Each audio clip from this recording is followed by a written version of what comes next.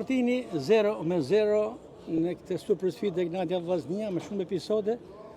Ishte avantazhi për skuadrën tuaj, por nuk i shfrytzuat në fund.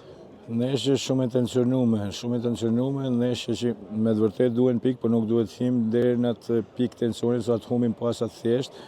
Neshe me shumë nervozizëm. Nuk e meritojmë të fitoshim. Unë them që rezultati më i drejtë është barazimi, pavarësisht se në fund mund ta fitoshim sepse kishim 2-3 raste në bë gol, por unë them që është një ndeshje jo të mirë të ekipit. Çfarë qëlloi tek skuadra?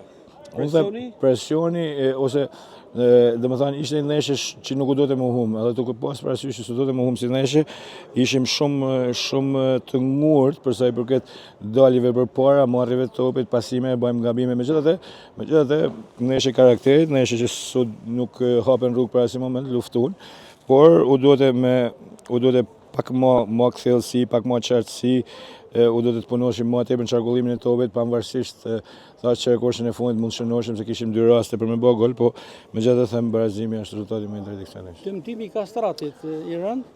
Nuk e di, presim nesër të bëjmë një rezonancë, shpresoj që jo, megjithatë t'ja lajmë nesër. Martini, Egnatia rivale ndër kryesorët e Vllaznisë, por i keni marrë 8 pikë. Duke qenë në avantazh. Egnatia ka ekip të mirë, ka pas ekip edhe më të mirë përpara. Kam një bilanc pozitiv me ta, gjithsesi tash janë neshë të vinë fundin, duhen pikë, nuk duhet të shohim kë kundërshtar kemi përpara. Duhet bëjmë lojën tonë sepse po kërkuam pikë dhe ram duke ju imponu lojën aty në vetëm fazën defensive dhe mos bëjmë neshën tonë, kjo nuk duhet më nënall. Vllaznia përsëri i para, dhe pse me barazim sot, por mund të përfitojë Elbasani?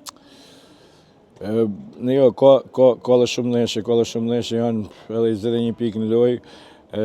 Ne duhet shohim përpara të bëna gati për neshje me Dinamon, se është neshje tjetër e vështirë. Kalendar shumë i ngjeshëm, kalendar shumë i vështirë, shqyrëzohet që kena 2 javë mëndej, po të marrojmë me Dinamon mëndej kismet për neshje tjera. Tifozëria në kulm për të dyja kampet respektive, por sidomos e Vllaznisë që ka udhëtuar nga Shkodra. Unë i falenderoj pa fund sepse ka pas Shkodran pa fund që i kam takuar edhe përpara neshjes.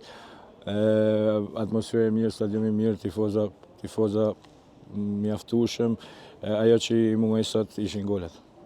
Faleminderit, sukses.